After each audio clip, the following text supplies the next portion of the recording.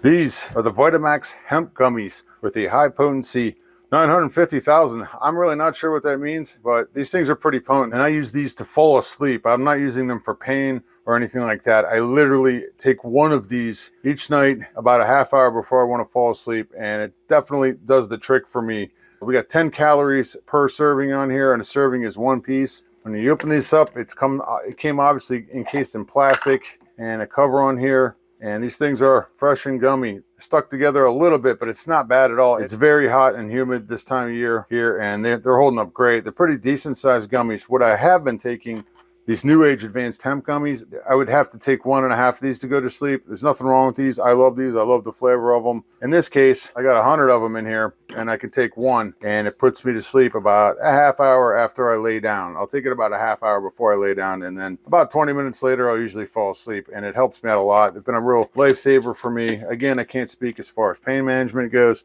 but to help me fall asleep, these things are awesome. These Vitamax Hemp Gummies with a potency of 950,000.